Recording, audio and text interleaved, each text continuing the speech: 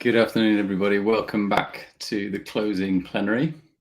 It's great that so many of you have stayed with us for this session. I know it's been a long afternoon.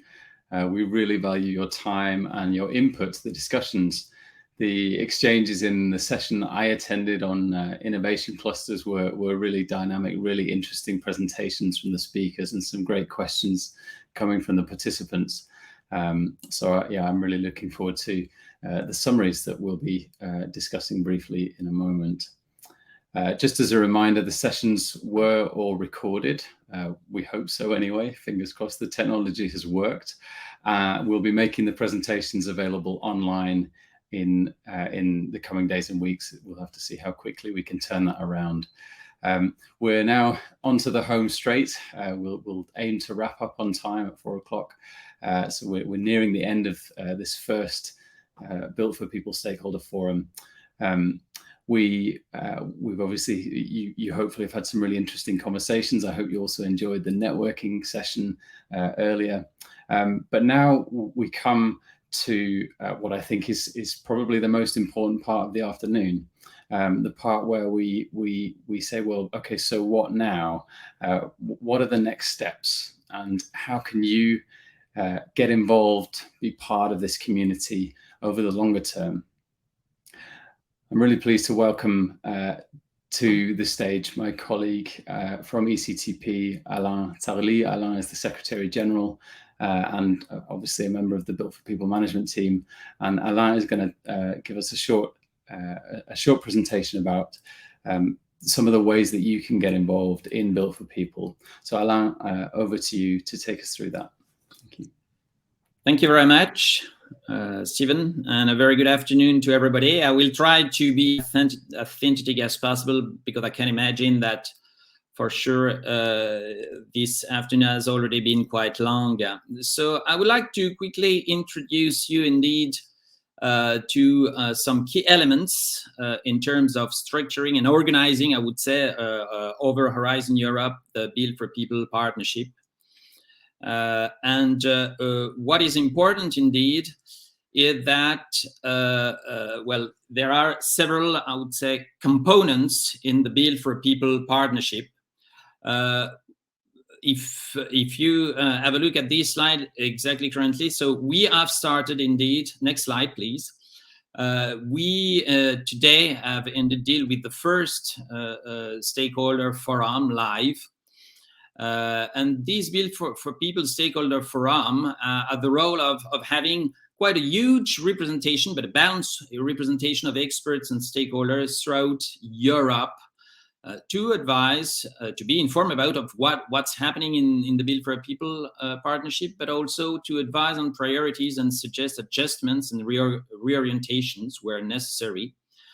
We can imagine that we are at least 150 or 200 people, more than nearly 400 people registered, and you are more than 200 having attended today, which is very, very good.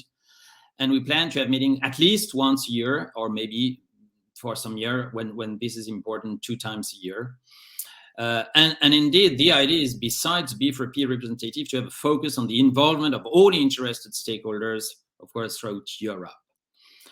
Then definitely, of course, the Built for People Partnership Board is the steering board, is in charge really of dialogue and steering with the European Commission, in particular to reach the objectives set out in the Memorandum of Understanding. And it's represented by nearly approximately 50 people coming, of course, from ECTP and the World Green Building Council on one side, and all representatives from the European Commission, from many DGs and units, with an interaction, with a lead interaction with DG Energy and DG RTD. And there is, of course, this Built for People management team, which is with representative from ECTP and World Green Building Council. What is also important is that we wanted indeed to have 2 other bodies, if I may say, or two other types of links. One is really with all the EU 27 countries and the associate countries as well to Horizon Europe through a state representative group, in order to inform them about, of course, of what is happening and how is the progress in Built for People, but also to ensure potential complementarity and alignment with national policies, priorities, and roadmaps. And last but not least, I would say, the aim is to cooperate as well and achieve synergies in overlapping domains. And we will do our best over the whole duration of Built4People to achieve synergies and having relationships with other industrial domains, for instance, processes for planet, made in Europe, or to have cooperation as well with co-funded partnership and the missions Hans van Steen was referring indeed in his introductory speech. So what is the interest, of course, for all of you to be part of this? Next slide, please. Well, this can be, I would say, in some way divided in two parts. Why participate? For sure, the first point is to understand why it's important to participate to Built4People. It's really about, of course, having a deep follow-up of EU research and innovation as far as, of course, the Built4People domain and areas of investigation are concerned, and being in a position to really take part in agenda setting and thematic priorities. And Stephen, in his introductory presentation of Built4People, mentioned that we already channel almost 400 million euros of EU innovation funding with the European Commission for Built4People, but we are also influential in probably at least as much for other goals in various clusters in the Horizon Europe program. So this is something which is very, very important. This is also a way, of course, for networking, for consortium building. I can get back a little bit to this point later on, to enter value chains and in some way, well, they're risking a little bit innovation or doing some kind of risk sharing with the appropriate partners to work with you on the future innovation. And it's a way, of course, for starting collaboration at European level. It's already probably the case for many of you already, but there is also, of course, this opportunity for newcomers. Then if we go to how to participate, maybe there are some points which are worth mentioning. First, that participating in the partnership call remains totally free. All the Built4People calls are fully open to all and anyone can participate. There is no need to be a CTP member, World Green Building Council member, or strongly linked to Built4People. Each and all of you can, of course, participate to the partnership calls. But you, of course, can participate, do a little bit more and follow info session and open consultancies. For instance, typically being connected through the Stakeholders Forum. And you got a first flavor of what we plan to do through the Stakeholders Forum. Become a partner, of course, in the PPP associations, where you can be, of course, more proactive in joining those associations. And this will, of course, offer some advantages, for instance, participating in experts and committees meeting, contributing to technology transfer and research exploitation, taking advantage, of course, of having closer link with key representatives from the European Commission and so on and so forth. And you can do as well, if you are already involved in, you can engage through what we are going to develop in the context of Built4People, which is a network of innovation cluster. Next slide, please.